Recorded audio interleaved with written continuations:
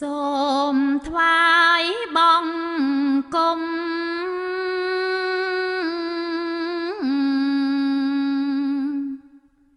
ព្រះសាបុត្រប្រសើរបំ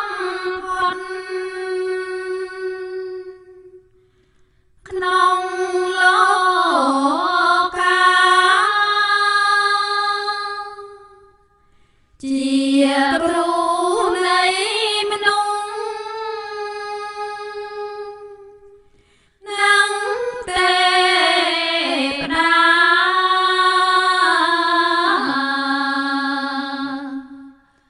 ទ្រង់ត្រាំងទេសនា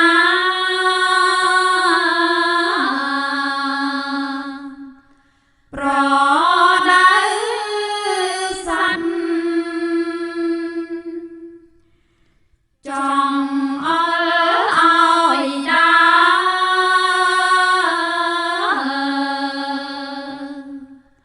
ផ្លូវ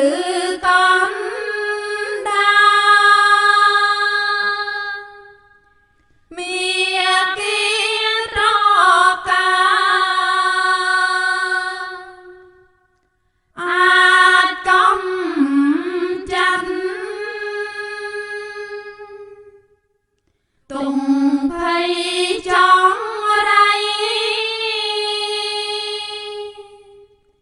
អើយចាយបាត់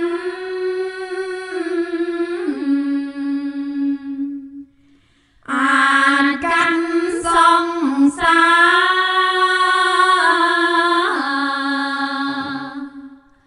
ររាំងទុំបានសាសនាព្រះអង្គ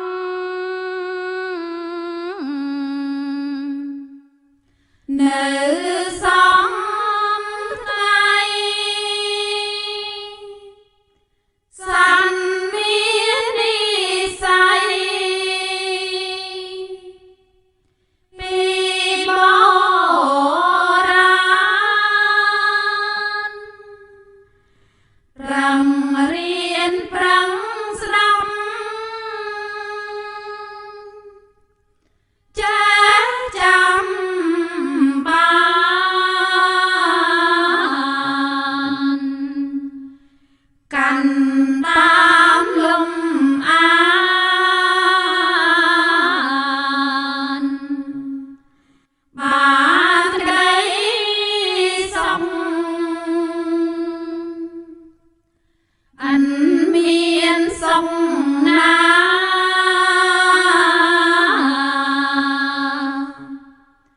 ស្មើក្ដីស្ងប់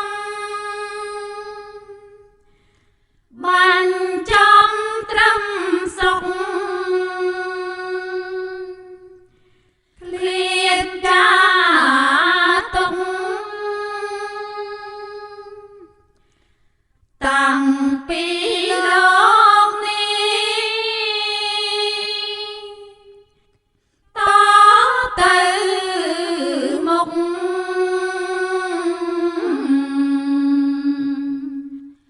ក្ដីសុខនឹងមានព្រោះធម៌ស្ងប់ខ្ញុំសូមបង្គំ